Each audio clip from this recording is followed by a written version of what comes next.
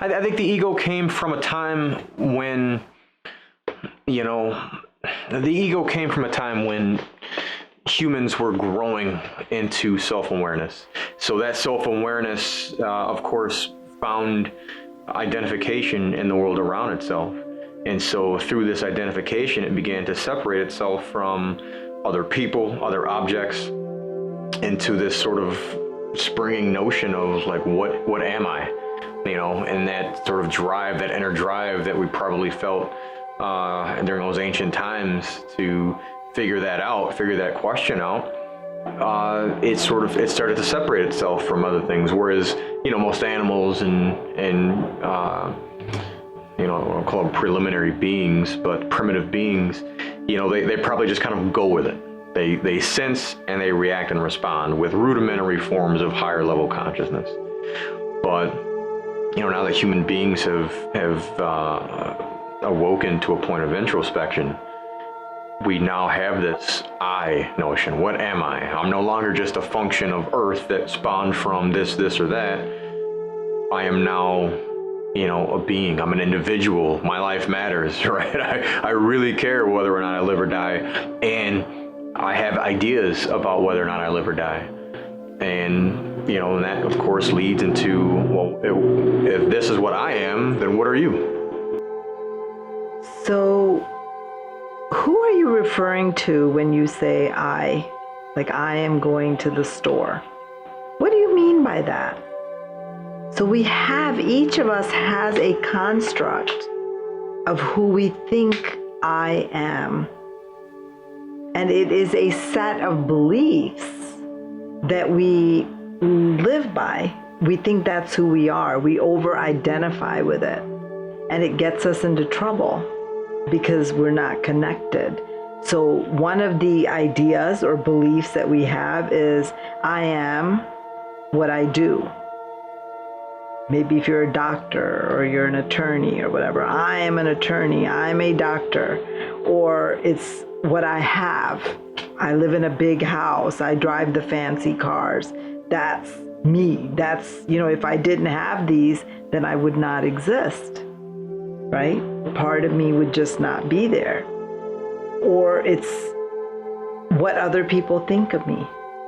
So I work really hard to make sure that other people think good of me. So my whole life is revolving around this set of beliefs and ideas about myself. It's almost like an entity within yourself. It's something that tends to want to take control of the situations.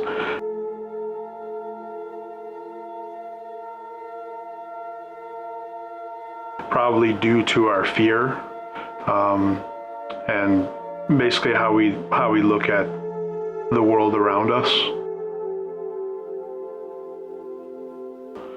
Because fear comes up so much, and the ego tends to really just feed off of that fear. If you look at it as an entity, it wants to live. So what do we need to live? We need to feed off of something. And then it almost acts kind of like a parasite within. And yeah, it feeds from time to time, especially if we resist it.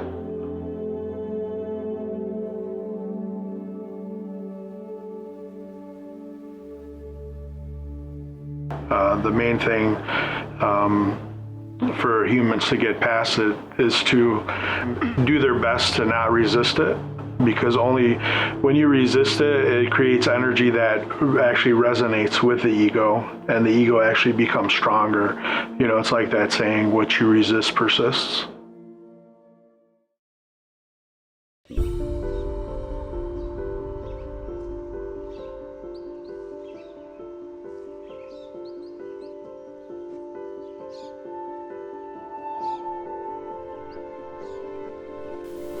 I think a lot of people on their spiritual journey, and even those who are not, can subconsciously do what I'm about to ask, we have a tendency to turn the ego into our enemy.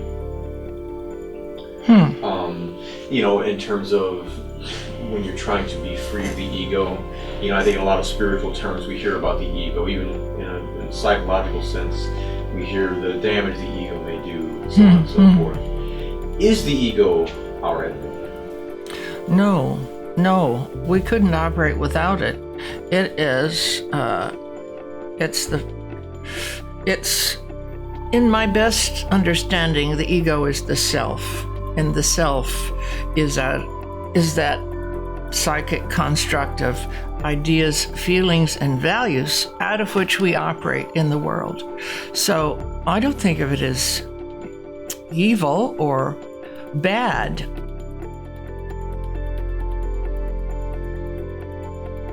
It can be damning of others. It can be punishing. If this separation of self and others is too, let's say, too dramatic or too firm, then it can be a weapon to assault, intimidate, make fun of other people. Because for some people, maybe those who are very insecure, that is tantamount to building up this sense of me. And so that might be the shadow side, if you will, of the ego. But then the other side is that the self out of which we operate has this potential to become spiritualized. We have to understand that the ego is not the enemy, and that it does have a function. The ego does have a function. It's never going to go away, but we have to let it be a natural function.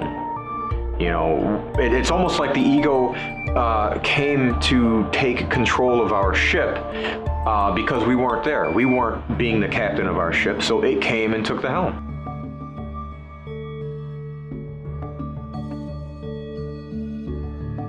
And so that's how we change it. We take the helm. We become more conscious by stilling the thoughts in the mind, the rampant thoughts. That's how we change the purpose of it, and let it be its function. It's going to have rudimentary functions to make judgments and coordinate and to figure out sort of its place in the world. There's a relative function, even a healthy functioning for that, and we have to let it go back to that while we take command of our ship.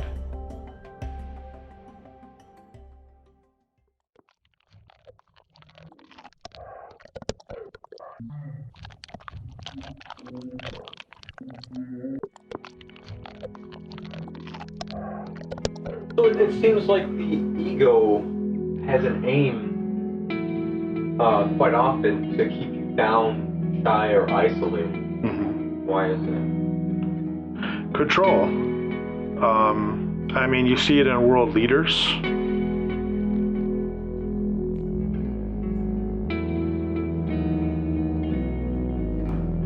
They want to control everything. So they convince you that the outside is ugly. This is where you need to be. You don't need them. You only need us. Let's create some enemies. Let's wage some war.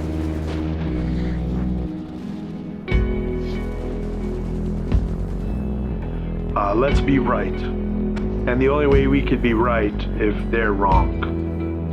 That's the only way. We can't both be right. That's wrong. But it's not. Everyone can be right. Everyone has their own opinion about things. I keep going back to control, but it's really, that's what it's all about. It's the way to control other people is through fear. So the ego is a reflection of that.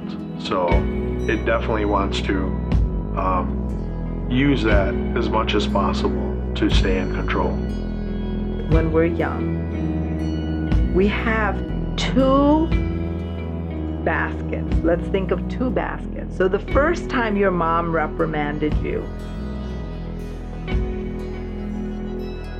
for doing something, like, I don't know, spilling the milk or doing something you shouldn't have done. Right there, you got the sense that, uh-oh, this is not good, right? So you stick it in this basket of, I don't want others to know that I am this bad person, okay? That I can be a bad person.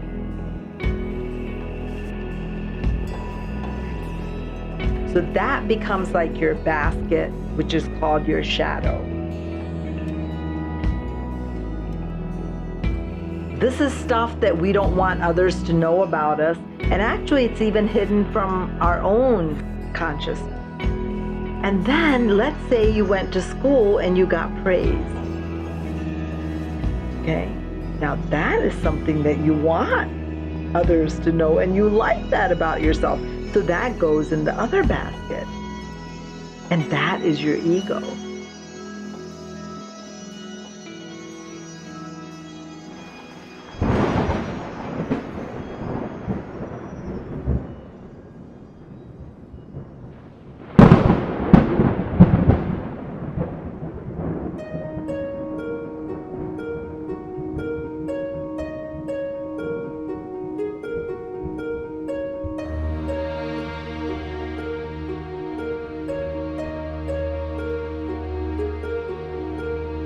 Those kinds of addictions or habitual patterns of reaching for that good feeling, those highs or whatever they are for you, can totally circumvent the development of the self because they take over the self.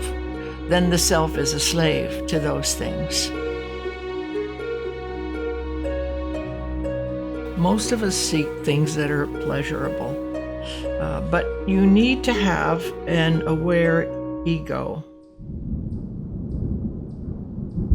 And I think whether you call it the ego or the mental structures of your awareness, this needs to happen so that you can take yourself out of yourself and see the self that you are interacting with these things around you, so that you have the will to exit from that continual pattern. So when a person is feeling disempowered, they are going to do whatever it takes to feel in control and empowered again. So that may include violence. And and I was running like batterers groups, and what they do is they escalate when they feel like they don't have control over their partner. They escalate the behavior. So the violence just becomes more and more and more serious. It might start off with a push and then a slap, and then I had one guy who squeezed his wife's head so hard that he fractured the skull and caused her to go into a coma. So that didn't just happen. He's sitting there going, I can't believe I did that. So where's that coming from? That's part of the shadow. Because you don't even know that you're capable of doing it. So the violence is a slow escalation of that disempowered feeling. So the violence is going to continue to become more and more when that ego feels threatened, when the ego feels like it's going to be annihilated. It won't have it. It will do whatever is necessary to maintain its place inside of you. So it's going to use you. That's when the ego is using you. So you're not using the ego at that point. And what you don't own owns you.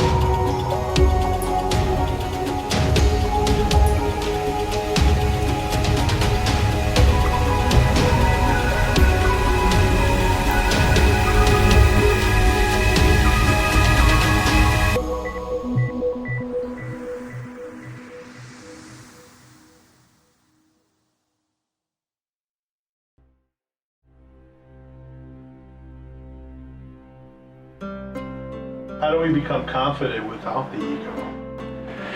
So that's a good one. So there is a massive difference between confidence and cockiness. All right? Cockiness is self-serving. Cockiness relies on others being wrong, relies on others being worse than, not as good as, to provide that sense of superiority. Confidence is without a feeling of superiority, but it does have a sensation of accomplishment. It's, I am capable. I know I can do this. And it doesn't need others to be bad at the same task or unable to do the same thing. It doesn't require that. True confidence doesn't need that at all. It can perform, without praise, or tearing others down. And in order to get to that state, again, you take the helm and you understand, and you for one, start to feel the joy of what you do, feel the beauty of it, your abilities to actually perform a certain task, appreciate that fact that you can do this.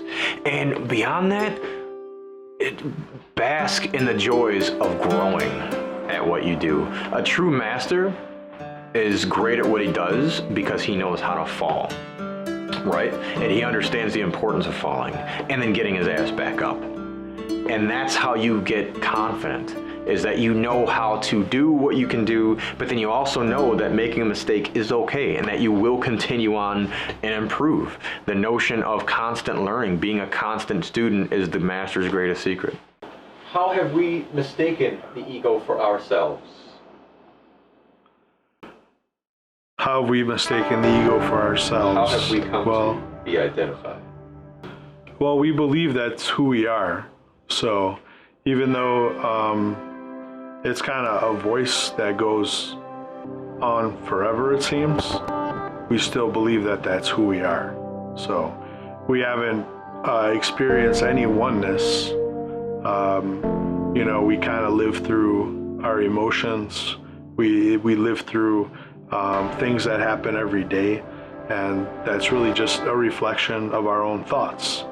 So we believe the thoughts, we believe what the ego is telling us. So it's very difficult to not believe that, because you don't learn that from an early age. Nobody, maybe very few do, but most of us don't. We get a name as soon as we're born. We almost have an instant culture that we're born into, and the family culture. And then you're the brother or you're the sister. It's endless. It just keeps going. It's on and on and on. So how can you not believe that you're the ego? We got to share. We live on this planet together.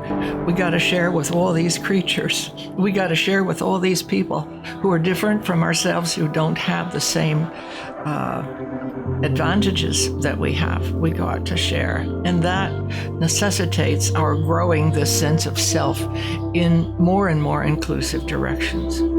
So our goals have to change. Our means have to change. The violence is only going to grow if the goals don't change.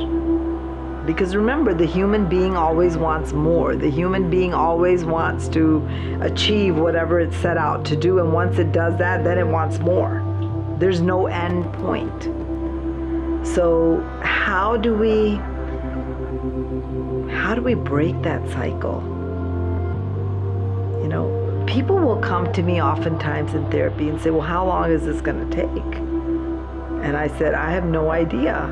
You may not need to come back after today's session, or it may take you 10 years. Who cares? You're headed in the right direction. Keep walking.